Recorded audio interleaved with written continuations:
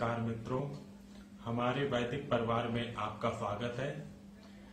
श्री वेद भाष्यकार श्री स्वामी शरण जी के मुख से वेद मंत्रों की सरल और प्रमाणिक व्याख्या सुनने के लिए हमारे YouTube चैनल को अधिक से अधिक लोगों तक पहुंचाएं, सब्सक्राइब करें, जिससे वेदों का प्रकाश घर घर तक पहुंच सके।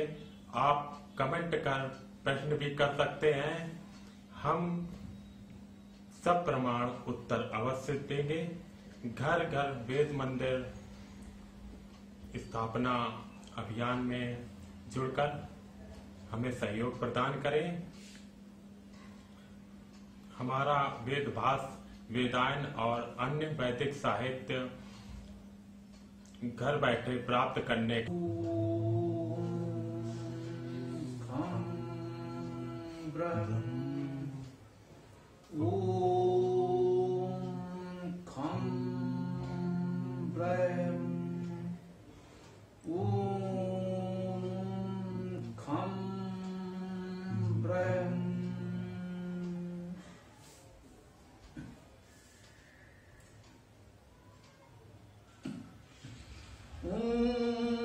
भद्रं कर्णेभिः शृणुयामदेवा भद्रं पश्येमयक्षभिः यजत्रः स्थिरैः अङ्गैः तुष्टुवांसः तनूभिः यशेमहि देवहितं जदायुः। सबुदेव करुण से भद्र सुने, देखें यजत्र के नेत्र भद्र। हो तुष्ट प्रीति तन अंग सुदृढ़, आयु व्यतीत हो देव कार्य। यह सामवेद के अंतिम सूक्त का द्वितीय मंत्र है। स्वस्तिवाचन के रूप में, शुभकामना के रूप में यह मंत्र धार्मिक कार्यों में बहुधा पढ़ा जाता है। हम सब लोगों का परिचित मंत्र है। ऋग्वेद में भी है, यजुर्वेद में भी है। सामवेद के अंत में स्वस्तिवाचन शुभकामना के रूप में संकलित है। वेद पाठ का समापन, सामवेद का समापन हम कर रहे हैं, तो स्वस्तिवाचन शुभकामना के साथ करें। इसी भाव से सामवेद के अंतिम सूक्त में ये स्वस्तिवाचन मंत्र संकलित किए गए हैं। आइए इस मंत्र के भाव को समझने का प्रयास करें। इस मंत्र की भावना, शुभकामना यही है कि हम देवत्व के भाव को ग्रहण करें और संसार में जो कुछ भी संभव है कल्याणकारी उत्तम कार्य करें। भद्रम अर्थात कल्याणकारी, भदिभंग धातु है, जिसका अर्थ सुख होना, शुभ कर्म करना, कल्याण होना होता है। तो भद्रम का अर्थ है जो सुखकर हो, जो शुभ हो, जो कल्याणकारी हो, वह भद्र। कर्णे भी, कर्णों से, अपने कानों से सहज अर्थ लिया जाता है कि हम कानों से कल्याणकारी सुनिया, सुने। बहुत सीधा सरल अर्थ है इसका। भद्रम कर्णे भी सुनियाम देवा। हम देवत्व को ग्रहण करने वाले देवजन हैं। देव शब्द से वेद में आशय सामान्यता एक वचन में देव है तो वो परमेश्वर के लिए है, बहुवचन में है तो परमात्मा की दिव्य शक्तियां अथवा प्रकृति और समाज के दिव्य जन हैं। प्रकृति के दिव्य तत्व, दिव्य संरचनाएं जो जीवन यापन के लिए आवश्यक हैं और समाज के वे दिव्यजन जो समाज को सन्मार्ग दिखाते हैं, वे देवगण। तो कहते हैं जो हमारे देवगण हैं, या हम सब जब वेद का पाठ पारायण स्वाध्याय कर चुके हैं, सामवेद का समापन सूक्त है, तो सद्भावना है कि हम सब देवत्व को प्राप्त हो चुके हैं। देवत्व को किसी अंश तक हमने ग्रहण कर लिया है, तो हम सब देवगण भी भद्रम करणे भी सुनयाम, कानों से भद्र अर्थात शुभ कल्याणकारी सुने। करणे भी बहुवचन है, देवा भी बहुवचन है। देवा एक वचन में होता तो परमेश्वर के लिए होता, परमात्मा के लिए होता। बहुवचन में है अर्थात हम सब देवजनों के लिए है। हम आप भी देवजनों में हैं, क्योंकि हमने वेद का पारायण स्वाध्याय किया है, सामवेद का समापन सूक्त है, तो हम भी देवत्व को प्राप्त हो चुके हैं। इस भावना के साथ ये स्वस्तिवाचन कर रहे हैं कि हम सब देवगण अपने कानों से कल्याणकारी सुने। करने भी बहुवचन में इसीलिए है कि हम सब समाज के देवगण संबोधित हैं। एक व्यक्ति के लिए होता, मान लें, कल्पना करें, तो एक व्यक्ति के दो कान हो सकते थे। द्विवचन में आता, संस्कृत में वैदिक भाषा में द्विवचन होता है, हम सब जानते हैं। यहां बहुवचन में इसीलिए है कि हम समाज के सभी देवजनों की बात कर रहे हैं, केवल अपनी या किसी एक व्यक्ति की नहीं। करने भी का अर्थ सुनना तो मुख्य रूप से है ही, हम सब जानते हैं। कर्ण हम अपने शरीर के उस अंग को भी कहते हैं जिससे हम सुनते हैं, परंतु कर्ण धातु का अर्थ लेंगे तो सुनना तो है ही, इसके साथ साथ त्याग करना भी है, छेदन भेदन करना भी है, दूर ले जाना है। कर्ण सहज भाव से जो सर्व प्रचलित बहुप्रचलित अर्थ है वो सुनने से है।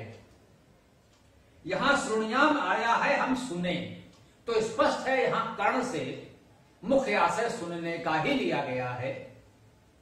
परंतु अन्य अर्थों को भी यदि कुछ ध्यान में रखें तो हम सुनने में, इस वेद वाणी को सुनने के योग्य तभी होते हैं जब हमारे में कुछ त्याग भाव भी हो। जो कसाय कलमस हैं, दुर्विचार हैं, समाज की दूषित रूढ़वादी परंपराएं हैं, उनका हम छेदन भेदन भी कर सकें, तब हम इस भद्रम श्रुणयाम कल्याणकारी वेद वचन को सुनने का अर्थ भाव सार्थक कर पाते हैं। तो इस मंत्र के प्रथम चरण में बताया गया, भद्रम कर्णे भी श्रुणयाम देवा, हम सब देवगण अपने कानों से कल्याणकारी सुने। कल्याणकारी वेद वचन है, स्वाभाविक है, हम सब जानते हैं, मानते हैं, परंतु शब्दशः हम कहें कि देवगण कानों से कल्याणकारी सुने। आगे कहते हैं, भद्रम पश्येम अक्षभी यजत्राः। भद्रम कल्याणकारी, शुभ, जैसे पहले आ चुका है, पश्येम देखें, दृष्पश्य धातु है, देखना अर्थ है, बहुप्रचलित है, हम सभी जानते हैं। पश्येम देखें, पहले था कर्णे भी श्रुणयाम, कानों से सुने, अब कह रहे हैं पश्येम अक्षभी, हम देखें अक्षभी आंखों से। अब यहां भी चूंकि स्पष्ट कह रहे हैं पश्येम देखें, तो अक्षभी का मुख्य अर्थ देखना ही ग्रहण किया जाएगा। अक्ष यहां पर नेत्रों के लिए, आंखों के लिए ही प्रयुक्त माना जाएगा, क्योंकि पश्चिम स्पष्ट कह रहे हैं कि देखें, अक्ष भी अक्षों द्वारा, नेत्रों द्वारा, आंखों द्वारा हम कल्याणकारी देखें। कौन देखें? यजत्राः, पहले विशेषण दिया था हमारे लिए देवाः, हम सब देवगण हैं। वेद के श्रवण से, स्वाध्याय से हम देवत्व को प्राप्त हो चुके हैं, और जब देवत्व को प्राप्त हो गए हैं तो हमारा कुछ कर्तव्य बनता है। फिर आगे हमें क्या होना चाहिए? कह रहे हैं यजत्राः, आंखों से हम भद्र भाव देखेंगे। कैसे? यजत्र होकर, यज धातु है देव पूजा, संगति, दान करना, इसके 3 अर्थ हैं, हम सब जानते हैं। वेद में यजन बहुत अधिक महत्वपूर्ण है। ये शब्द, इस धातु से बने हुए शब्द यज्ञ, यजन आदि बहुधा आते हैं। यजत्रः, हम यजन करने वाले हैं। यजन के रक्षक पालक भी हैं। जिस धातु के साथ त्रा लगा है ये प्रत्यय भी माना जाता है, और त्रा धातु का अर्थ त्राण करना, संरक्षण करना, पालन करना, ये भी हम लोग जानते हैं। तो यजत्रा का अर्थ यजन का पालन रक्षण करने वाले भी है। यजत्रा का अर्थ यजन करने वाले हैं। तो यजन का अर्थ जो देव पूजा, संगति, दान जैसे सत्कर्म करते रहते हैं वे यजत्र कहे गए हैं। बहुवचन में हैं, हम सब हैं, क्योंकि ये स्वस्तिवाचन शुभकामना है, हम सब के लिए है। तो कह रहे हैं कि हम कानों से भद्र भाव सुने और आंखों से भद्र शुभ कल्याणकारी ही देखें। जो अशुभ है, अभद्र है, अशिष्ट है, असभ्य है, उसे न देखें और न सुने। हम सुने तो कुछ भद्र भाव सुने, अच्छा सुने, अच्छे वचन सुने, वेद वाणी सुने। देखें तो कुछ अच्छा देखें, जो समाज में अच्छा है उसे देखें, जो कल्याणकारी है उसे देखें, जो शुभ कर्म हो रहे हैं उसे देखें। जब हम आपसे मिलें तो आपके अंदर जो सद्गुण है, सद्भाव है, उसे देखें। ऐसा न हो कि महापुरुषों में भी हम दोष खोजते फिरें। दोष दर्शन अध्यात्म में बहुत बड़ा रोग माना जाता है, महारोग है दोष दर्शन। इस दोष दर्शन से मुक्त हुए बिना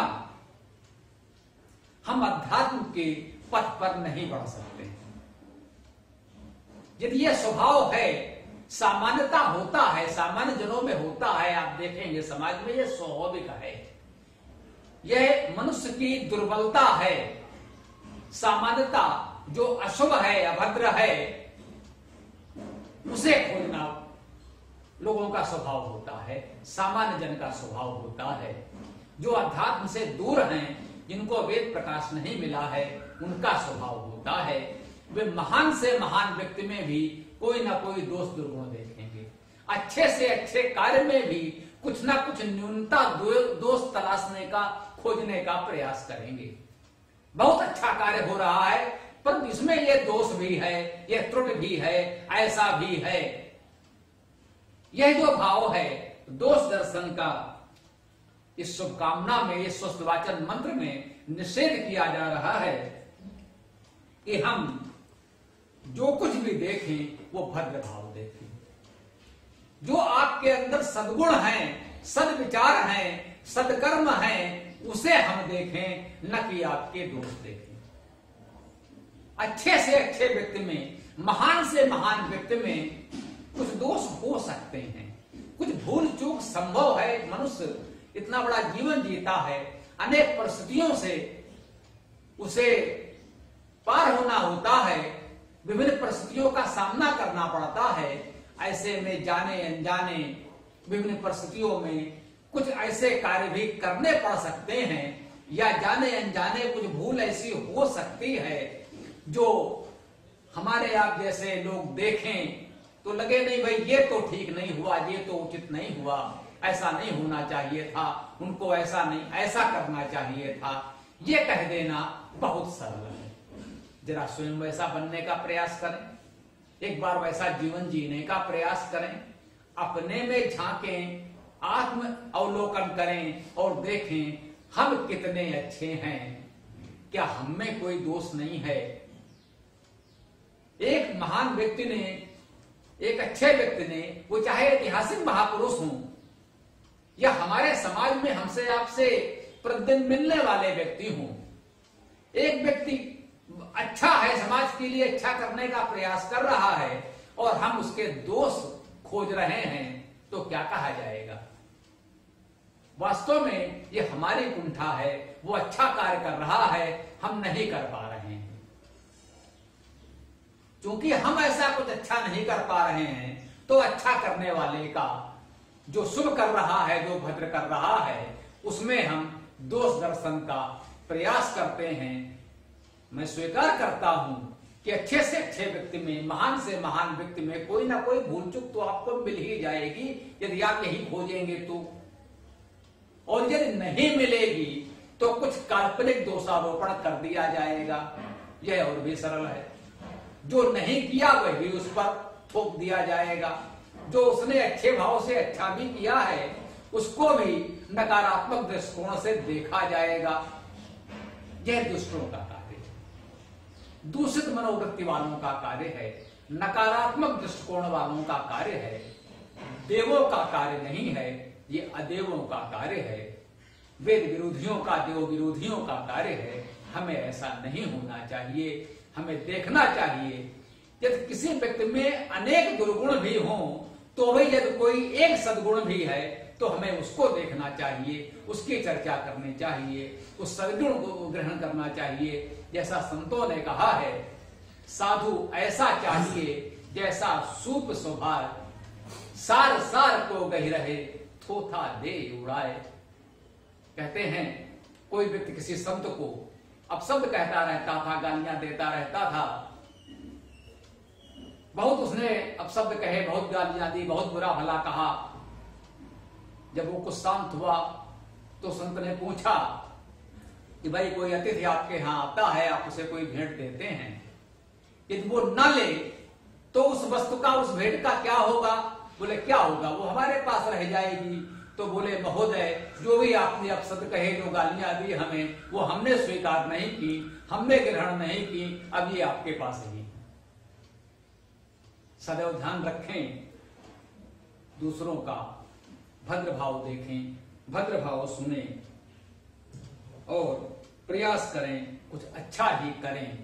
अच्छा देखें, अच्छा सुने, अच्छा करें, मनसा वाचा कर्मणा। हम कुछ भद्र भाव अपनाने का प्रयास करें। यही इस मंत्र का विशेष संदेश है। उसके बाद शुभकामना हमारे अपने उत्तम जीवन के लिए, उत्तम स्वास्थ्य के लिए कह रहे हैं। स्थिरई अंगई तुष्टवांसा तनुभी। स्थिरई अंगई, अंग हमारे कैसे हो? स्थिर हो, अर्थात हमारा स्वास्थ्य अच्छा हो। स्थान धातु, स्थित होना, स्थिर रहना। तो हम स्थिर अंगों के द्वारा, अर्थात हमारे अंग, या जिसे हम कर्मेंद्रिय ज्ञानेंद्रिय कहते हैं, शरीर के अंग ही तो है। वेद में सामान्यता कह दिया गया, सहज भाव से जो समझ में आता है। स्थिर अंगई, स्थिर अंगों के द्वारा तुष्टवान साह, हम तुष्टवान हूं, संतुष्ट हूं, तृप्त करने वाले हूं, संतुष्ट करने वाले हूं।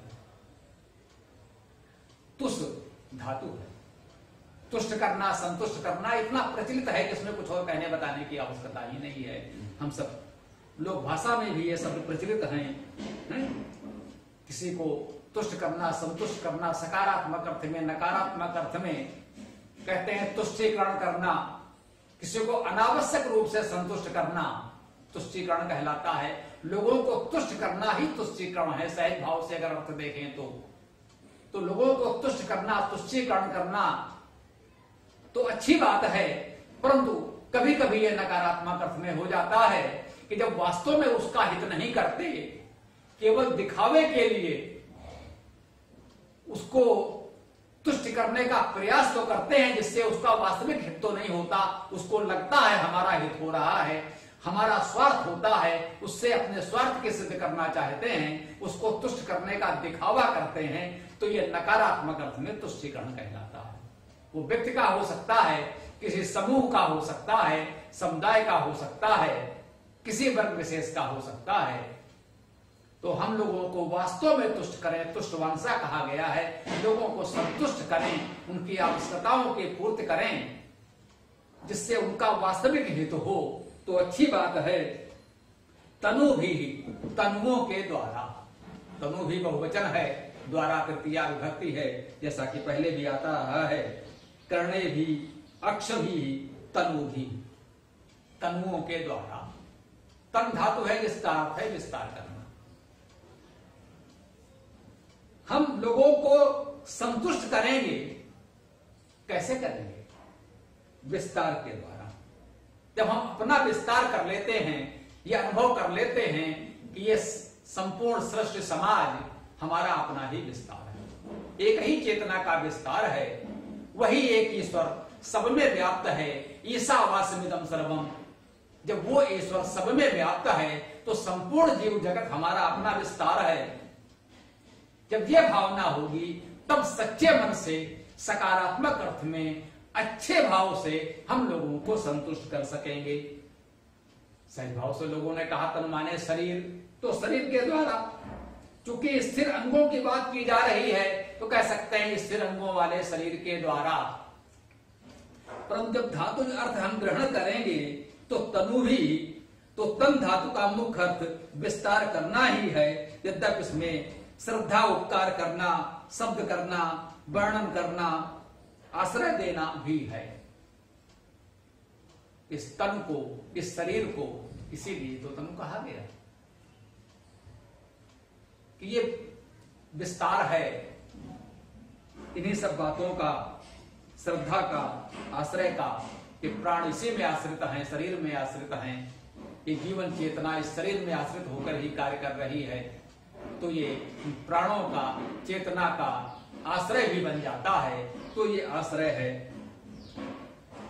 अव्यक्त चेतना का अव्यक्त विस्तार है, इसलिए ये तनु शरीर है। तो इसमें बताया गया कि स्थिर अंगों के द्वारा, तब इस शरीर या विस्तार के द्वारा, श्रद्धा, उपकार, शब्द, वाणी के द्वारा हम तुष्टवांसा, संतुष्ट करने वाले बने। जो हमारे निकट के लोग हैं, जो हमारे समाज के लोग हैं, अपने छोटे से परिवार के लोग हों या बड़े परिवार के रूप में संपूर्ण समाज के सभी लोग हों, उन सबको हम संतुष्ट करने का प्रयास करें। संतुष्ट करने का आशय यही है कि वे तुष्ट हों, पोषित हों, संतुष्ट हों, उनकी आवश्यकताएं पूर्ण हों, वो चिंता तनाव से मुक्त हों। हम ऐसा प्रयास करते रहें। तो अंत में यही कामना की है कि हमारा जीवन ऐसा हो, व्यसेमहि देवहितम यत् आयु, व्यसेमहि व्यतीत करें, व्याप्त करें। विशेष अस व्याप्त होना, अस का मुख्य अर्थ यहां पर व्यापक होना ही है। तो हमारा जीवन व्याप्त हो, व्यापक बने। कहा जा रहा है व्यसेमहि, हम व्याप्त हो जाएं, इस समाज में व्याप्त हो जाएं, जैसे ईश्वर सर्वत्र व्याप्त है, उस भावना को अपने अंदर ग्रहण कर लें और हम भी अपनी चेतना को समाज में व्याप्त कर दें। देवहितम, देव के हित में। देव, हम जानते हैं देव का मुख्य अर्थ दीप्यमान होना, प्रकाश होना, अनेक अर्थ हैं, बहुअर्थ ही है। समस्त सद्गुण देव शब्द में निहित माने गए हैं। सामान्यता विद्वानों ने माना है जितने भी हम सद्गुणों की परिकल्पना करते हैं वे देव शब्द में निहित माने जाते हैं। मुख्य रूप से दिव्य धातु से है, दिव्योतने धातु है, दीप्यमान होना, प्रकाशित होना। तो अर्थात जो विद्या का प्रकाश है, सद्गुणों का प्रकाश है, सत्कर्म का प्रकाश है, जिसके अंदर है वो देव है। तो देवहितम, देवों के हित में। हित क्या है? ही धातु का अर्थ है गति करना, वृद्धि होना। तो गति और वृद्धि जहां होगी तभी तो हित होगा। हम प्रगतिशील हों, हमारी वृद्धि होती रहे, इसी में हमारा हित है। तो देव हितम, देवों का हित करने वाला, यत जो आयु, जो हमारी आयु है, जो जीवन है, वो कैसा हो, देवों का हित करने वाला हो। और देवों का हित करने वाले आयु को हम विषय में ही व्याप्त करते हैं, प्राप्त करते हैं, व्यतीत करते हैं। ये सारे देख लें, आयु क्या है।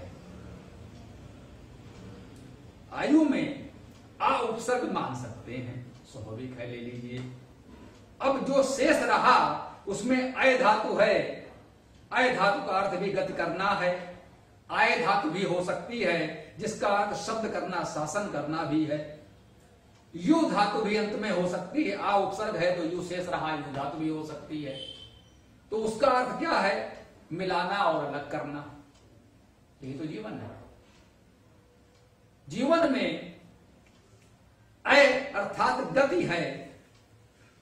आय धातु से शब्द है, शासन है, अनुशासन है। हमारे आयु में गतिशीलता हो, हम प्रगतिशील बने रहें, शब्द हो, वाणी हो। यदि बोलने की, शब्दों की सामर्थ्य न होती तो फिर मनुष्य कैसा होता? यदि किसी कारण से किसी की ये सामर्थ्य न हो तो हम देखते हैं उसका जीवन कैसा होता है। तो आयु में माना गया है कि गतिशीलता हो, शब्द हो, अनुशासन हो और मिलाना और अलग करना। ये तो जीवन भर चलता ही रहता है। हम मिलते हैं, अलग होते हैं, पुनः मिलते हैं, पुनः अलग होते हैं। समाज में, आपस में हम लोग ये करते रहते हैं। अनेक लोगों से मिलन होता है, अनेक लोगों से अलग होना पड़ता है। स्वाभाविक रूप से अपने जीवन की व्यस्तताओं और कार्यों के कारण ही कभी मिलना हो जाता है, कभी अलग होना हो जाता है। इन्हीं सबका समन्वय, समुच्चय जो बनता है उसे आयु कहते हैं। हम देख रहे हैं कि वेदवाणी में कितनी उत्तम बात है कि आप केवल उपसर्ग धातु के आधार पर शब्दों का अर्थ करते जाएं, कितने उत्तम अर्थ आपको प्राप्त होते हैं। प्रत्येक शब्द का कितना व्यापक अर्थ हमें प्राप्त हो जाता है। इतना उत्तम, इतना सुंदर, इतना व्यापक अर्थ संसार की किसी भाषा में, किसी साहित्य में नहीं मिलेगा। यही तो वेद का वेदत्व है। यह वेद से वेदता कहा गया है। यही तो वेद का महत्व है। इसी को तो कहा है अनंता वै वेदा, वेद अनंत हैं। वेद तो एक पुस्तक के रूप में प्रकाशित हैं। चारों वेद एक ग्रंथ के रूप में, एक पुस्तक के रूप में उपलब्ध हैं। हमने भी प्रकाशित किया है, अन्य लोगों ने भी प्रकाशित किया है। एक पुस्तक है संपूर्ण वेद से। 4 वेद कहते हैं, वे 4 संहिताएं हैं। वेद के 4 भाग हैं। ये वेद की 4 संहिताओं, चारों भागों को मिलाकर वेद एक ग्रंथ है। एक ग्रंथ के रूप में वो प्रकाशित भी है। तो छोटा सा एक ग्रंथ ही तो है, कुछ हजार मंत्र ही तो हैं, 20,000 से अधिक मंत्र हैं। एक पुस्तक के रूप में प्रकाशित है तो वो अनंत कैसे है? जिसके एक एक मंत्र की, एक एक शब्द की, एक एक वर्ण अक्षर की गणना की गई है। प्राचीन मनुष्यों ने ये परिश्रम किया है। वेद के शब्द और वर्ण अक्षर तक गिने हुए हैं। कितने कितने वर्ण, कितने अक्षर, कितने शब्द किस वेद में हैं, यह सब वर्णन मिलता है। तो जब इतनी गणना कर ली गई है तो अनंत कैसे हैं? इस सारी गणना लिखने के बाद इस कहते हैं अनंता वै वेदा, वेद तो अनंत हैं। अरे भाई, मंत्र गिन लिए, शब्द गिन लिए, अक्षर गिन लिए तो अनंत क्या है? अनंत का यही अर्थ है। उसका भाव अनंत है, उसका अर्थ अनंत है, उसका संदेश, अर्थ, भावार्थ का विस्तार अनंत है। वो कभी समाप्त नहीं होगा। जब महर्षि दयानंद सरस्वती जी वेद का भाष्य कर रहे थे तो ये प्रश्न उठे कि भाई आप वेद का भाष्य क्यों कर रहे हैं? वो तो पहले से लोगों ने कर दिया है। उबट जी ने, सायण जी ने, महीधर जी ने भाष्य कर दिया है, उपलब्ध है, आप क्यों परिश्रम कर रहे हैं? तो वो अलग प्रसंग है कि उन्होंने ये भी बताया कि देश काल परिस्थितियों के अनुसार उस समय जो उन्होंने कार्य किया, जो अर्थ किया, उसमें कुछ अनर्थ भी हो गया है। इसलिए भी उसे ठीक करना, परिष्कार करना आवश्यक है। परंतु यह भी सत्य है कि कोई भी एक व्यक्ति वेद के समस्त अर्थों का उद्घाटन कर ही नहीं सकता है। हम अनंत काल तक वेद का स्वाध्याय करते रहेंगे, नवीन अर्थों की उद्भावना होती रहेगी, नए नए अर्थ हमको प्राप्त होते रहेंगे और विद्वान उसे प्रकट करते रहेंगे। ये परंपरा निरंतर चलती रहनी चाहिए, ये कभी भी अवरुद्ध नहीं होनी चाहिए। दयानंद के सच्चे शिष्य, सच्चे अनुयायी वही हैं जो इस प्रकार वेद का गंभीर स्वाध्याय करते हुए उसके नवीन अर्थों की उद्भावना करते रहें, प्रयास करते रहें कि वेद का इसी प्रकार से विस्तार होता रहे, उसके अर्थ का विस्तार होता रहे, प्रचार प्रसार होता रहे, शब्दों का, मंत्रों का अनेक अर्थ, नए नए अर्थ हमको नित्य प्रति प्राप्त होते रहें। इस भाव के साथ आज के इस मंत्र चर्चा को हम विराम देते हैं।